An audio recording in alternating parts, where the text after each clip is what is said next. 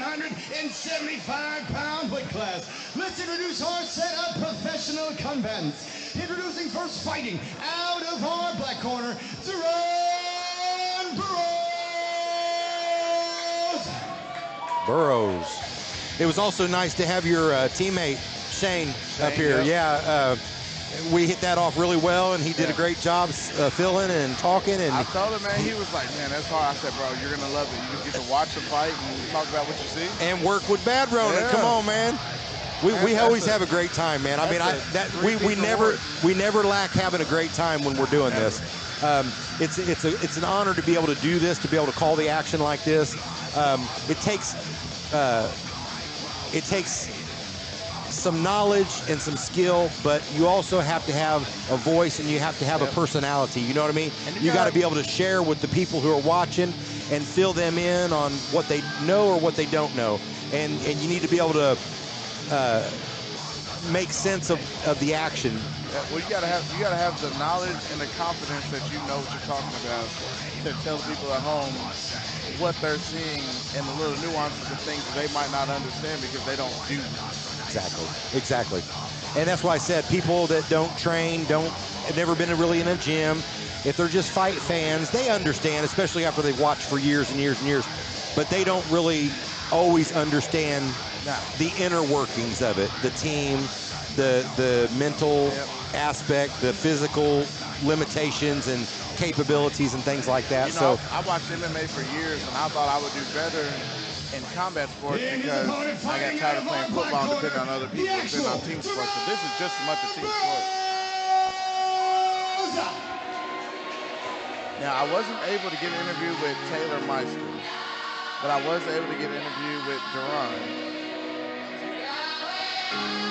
Meister or Burroughs? Meister? Burroughs in there. Okay.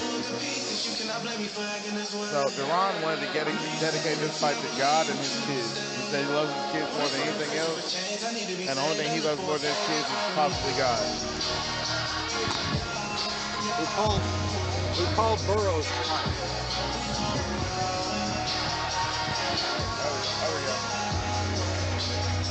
Burroughs.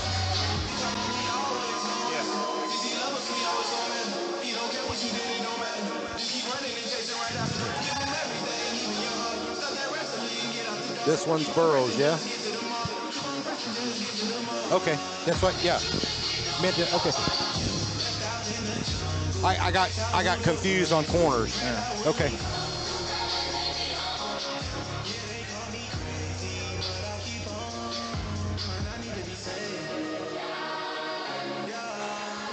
Oh, that's Aaron Grace there. See, that's what I'm saying. I've been watching him and been around him now for a few years because of all the different kickboxing circuits that I'm on, and he's always there. He's always at the shows. And everybody on his team wanted to shout out their fights to Coach Aaron Grace. Okay, awesome. He had a teammate fight earlier, Jameson. I think he lost, but I mean, he put up a good fight. I think that was Keon, right? Like the other fight night with Perry. Yeah. Yep. And they both want to shout out their coach. They said their coach pushes them to be better men, better fighters, better all around. He's awesome. He's very well respected in the fight community. He's very well received in Indianapolis and all around. Like I said, all the different, I work for about 6 or 7 different kickboxing promotions, and he's almost there all the time, no matter where we're at. So he's definitely dedicated and a big impact on these fighters. Shout out to our ring girls.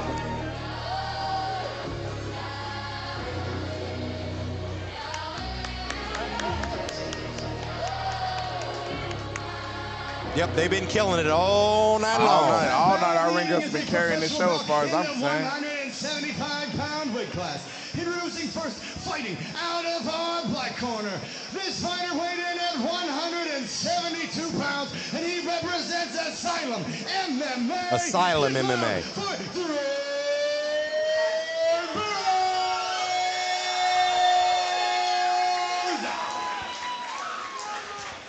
And his opponent out of our white corner. This professional fighter weighed in at 176 pounds, and he represents Drive MMA. It's DaRon. You know what I just thought about?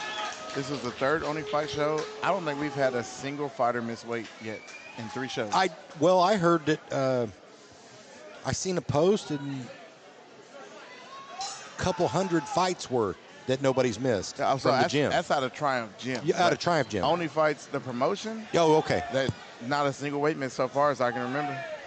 It's 3 fights in. That's unusual. Well, that's there's good. always at least one or two per show. Well, we talked about that earlier where I said Damon doesn't want any slackers in here. No. If you're not really prepared or you really don't want to fight, Yeah. don't mess with this promotion. And really don't mess with any promotion. No. If you're not dedicated and you're not willing to put in the work and cut the weight and make your class and make way and show up to fight, don't waste everybody's time. Yeah, That's heavily frowned upon. Ooh. I've seen a few promotions where like they'll put up with fighters that are technically fighters, but not, they're not fighters Right. deep down in their soul. Well, also too, I mean, there's a difference when you're talking about amateurs because how much can you actually expect from amateurs? Even though there's a lot of very solid ethic, trained and determined fighters at amateur level. But when we're talking about professionals, you have to show up, you have to make weight, and you have to show up on fight night. Yeah. You can't be pulling out of the fight for no reason 12 hours before the fight because it ruins everybody's time. Yep. It wastes everybody's time, and nobody likes that. You have an opponent that killed himself to make that weight, and then you don't show up. Plus, they trained, they paid, they worked hard, they've suffered it out, and they're ready to fight. And then, now the fight's not happening or something. But that's one thing about these goes into matchmaking. Ooh. Yeah, he got a low blow, I think. It looked suspiciously like it might not have been, but I mean, something on the belt line reverberates down. Absolutely. You know what I mean? Or if it catches the top of the cup. Yeah. Woo. And you get up to 5 minutes. I mean, if these guys are smart, they'll use their 5 minutes if they have to. And catch your breath, whatever it takes. I mean, it's definitely something that you should refrain from. Only use the time necessary. But, I mean, like you said, if it reverberates and it gets you and you get that cramp and there you go down, I mean, it is what it is, especially if the referee's willing to acknowledge it. Yeah. It's like the referee I've seen guys in other shows, other competitions, I've seen guys claim to get the kick, the low kick, and they try to time themselves out. And it's like, no, that's not how it works. If the ref doesn't acknowledge it, your opponent's coming after you still. So you better keep fighting. That's how it looks. I mean, you might be protesting it while you're catching a few punches to the head.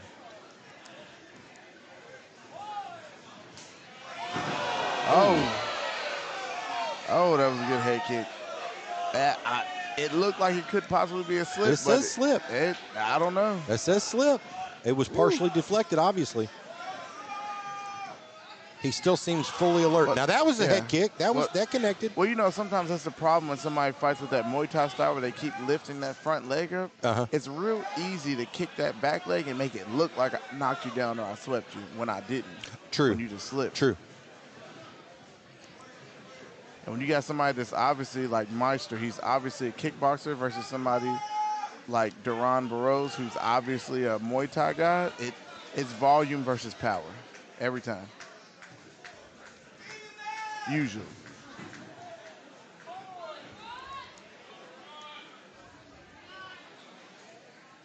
Both men settling in a little bit. Ooh. Nice 1-2. Ooh. A lot of body kicks from Meister. Meister's throwing a lot of kicks. That's what I was going to say. A lot of kicks. And it looked like Burroughs was doing a good job at starting to get a little bit of timing on that, too, to know when to counter with the overhand. Meister doesn't look especially confident in his hands. He looks really confident when he throws his kick. He looks like he can throw them from anywhere, moving in any direction, any angle. But when it comes to his hands, he just doesn't seem as sure of himself. Whereas DeRose is almost the exact opposite. As long as he's throwing hands, he feels real good. But the minute he nice combination from Meister there.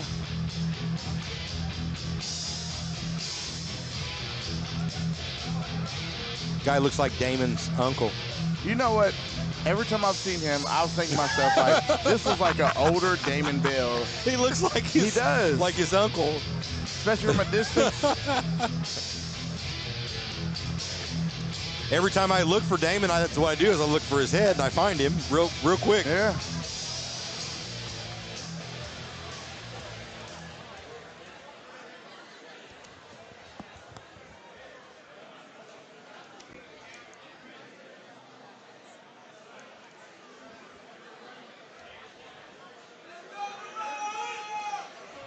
Well, we got a couple more fights after this one. So right now we just had our intermission, and this is the fight after it. So we have 3 more fights after this.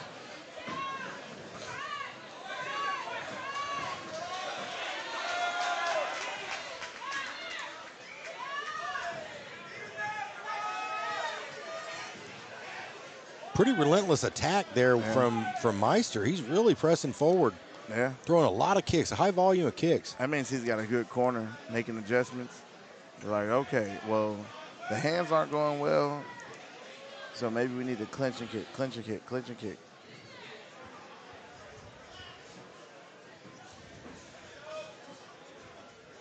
Like currently it's a volume game. Like you got Taylor Meister throwing a lot more volume than DaRon Burroughs.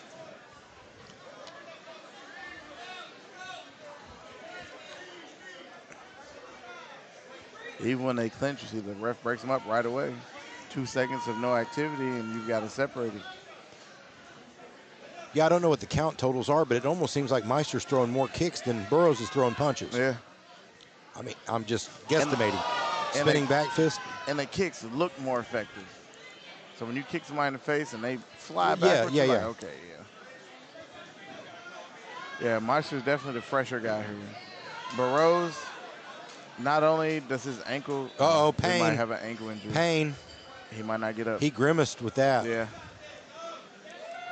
Watch that left leg. Let's see if he can stand on it.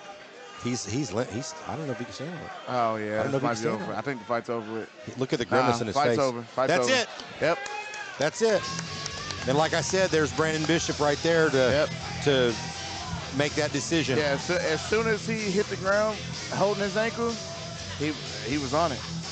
One of the best refs in the business, man. That's why we keep using him.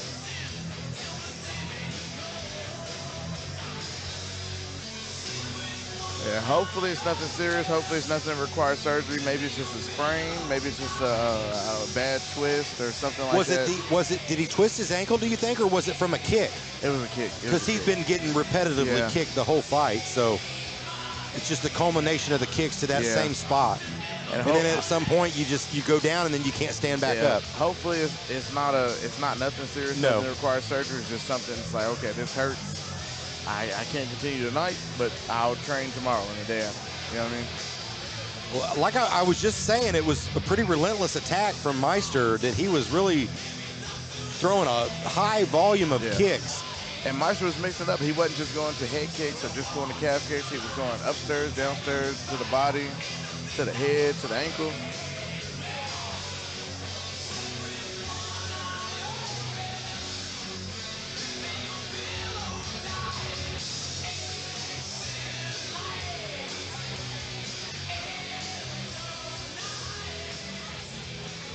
All right, after our 10th bout of eating, your winner of this professional fight by way of TKO